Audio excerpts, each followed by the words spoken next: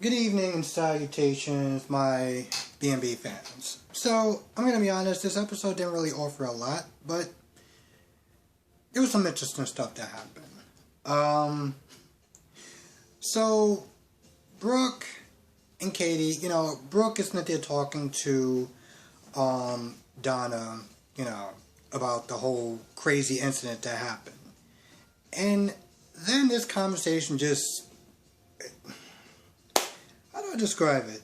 When Katie comes in there, you got Brooks and the saying, "Well, see, this is why you and Eric belong together." And Katie, granted, they know exactly what happened between Quinn and Donna and how shaken up she is.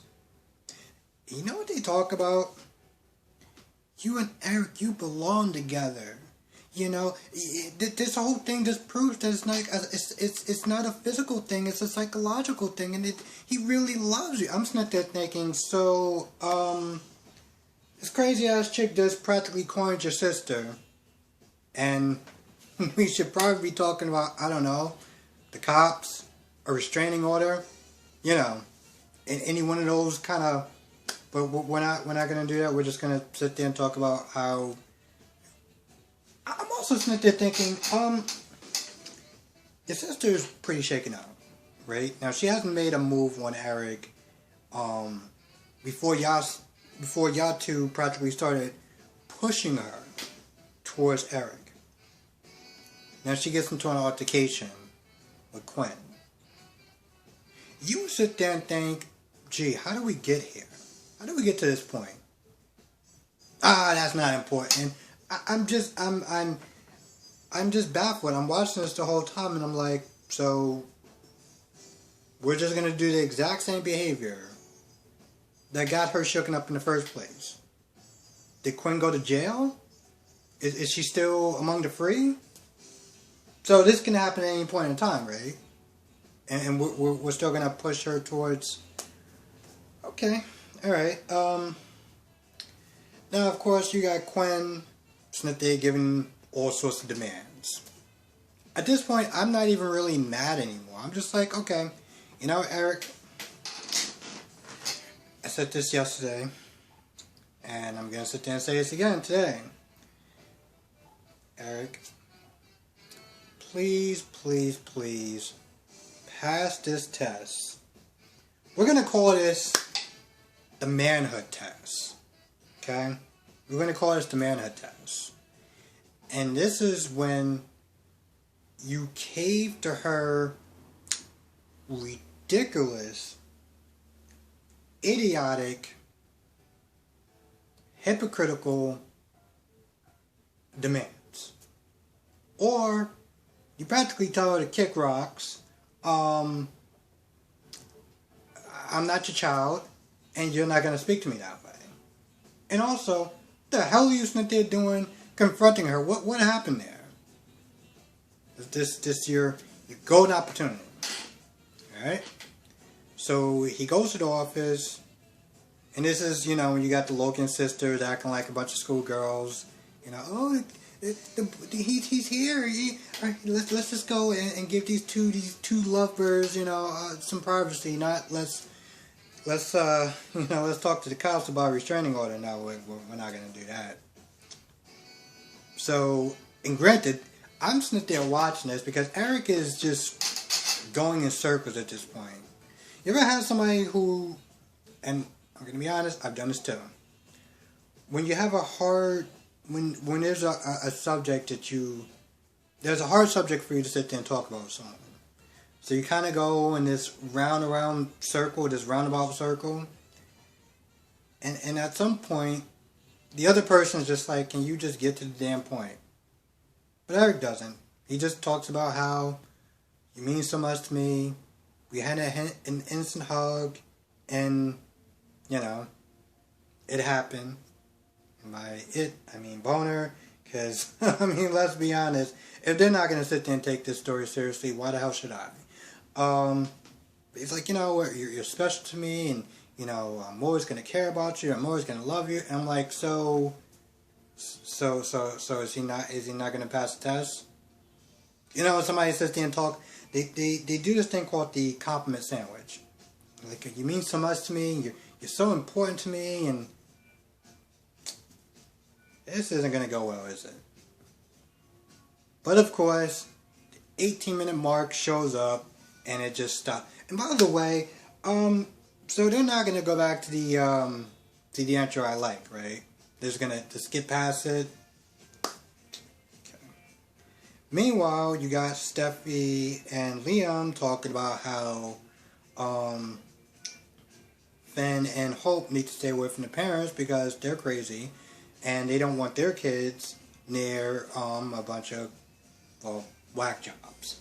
But, you know, in some ways they also, I guess, have an ounce of sympathy because they understand that, you know, listen, that's their parents. They want to see the best in their parents, and, you know, they get that to an extent, but at the end of the day, their rap sheet is just too long. They had too many chances, and hell no.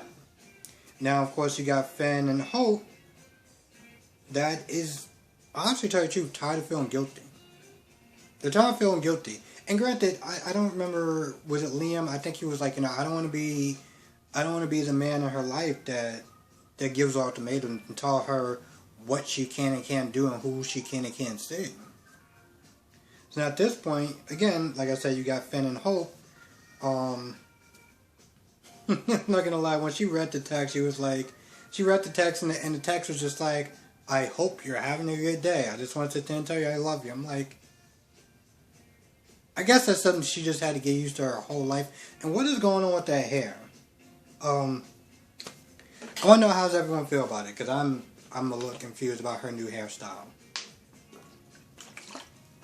Anyway, they're still talking about how they feel guilty for, you know, constantly kicking their parents away. They want to sit there and try to think that, you know, their parents change. You know, even Hope was like, I don't want to be that person that's just jaded.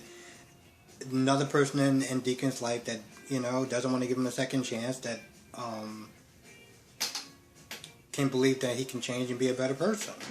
So they're both sitting there talking about that. You know, Finn was like, you know, I don't want to feel like a jerk every time I push her away and have a lot of unanswered questions, and I don't want to feel like I'm a dick every time I tell her that she can't stay, she can't see her grandchildren and stuff like that. Meanwhile, Steffi hears all this. I'm sitting there thinking, alright, she's just gonna hear it and confront them later on, one-on-one. Nope, no. Steffi's that chick. I didn't realize how much she was that chick until she walked in that room like, I'm sorry. I walked into the wrong room because I could have swore that we had this conversation about how I wanted you to stay away from Sheila and not really be around her, and you seem like you're talking about the exact opposite. And, you know, Hope was like, oh, well, you know, it's not that, and, you know, pretty much Steffi was like, yo, listen, keep your bad advice to your damn self. I was like, oh, damn, okay. And at one point I was like, Finn, so this is your golden opportunity to sit there and kind of not let your wife, you know, start talking to Hope all crazy like that. And he almost had that look like, is he going to pass the manhood test today? Now, granted, I get it. I understand where Steffi's coming from. And you know, from a viewer's point, I can sit there and be like, oh, well, you know, Finn wants to sit there and meet his mother. I don't think it's that big of a deal. You know, Steffi's just being controlling and yada, yada, yada. But if it was my parents, I would probably feel the exact same way. So, I get where she's coming from. And why she came in there and was like, yo, are you serious? Like, are you for real? I get it. Meanwhile, you got Quinn just at home, sitting there, day drinking, and, you know, thinking about their conversation that they had, and, you know, about the ultimatum, and I guess that they're thinking that, did she make the right move? Now, of course, again, like I said before, she was making a bunch of ultimatums, and I'm your wife, and you're supposed to respect me, and blah, blah, blah, blah, blah, blah, blah, blah. listen, if Quinn didn't do what she did, I would have a little bit more understanding towards her. Even the way that she came at Donna, I would have a bit more understanding. But let's be honest, it's not like she's on sort of any high moral ground whatsoever. I mean, without her, Donna's not any better. But still, you can't come as somebody in your relationship and start giving ultimatums when you've been sitting there just doing a lot of dirty things behind his back and in front of his face, disrespecting their marriage, but then has the audacity to be like, you're not going to disrespect our marriage. But you know what? That point is somewhat moot, because at the end of the day, I really need Eric to pass this damn test. I really need Eric to pass this damn test, because Eric set himself in a position where he allowed this crap to be going on for far too long. With the whole Quinn and Carter thing.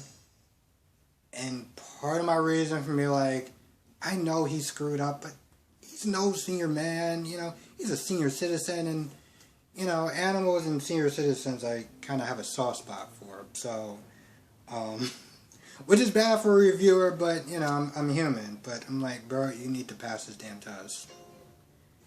And I thought, I was like, which way is going to go today? But of course, it's 18 minutes, and heaven forbid we actually get anything done. So, 1 second. Hopefully tomorrow, I can either sit there and smile and be like, good job, Eric. Good job. Or I can have a different reaction, and I'm not looking forward to that.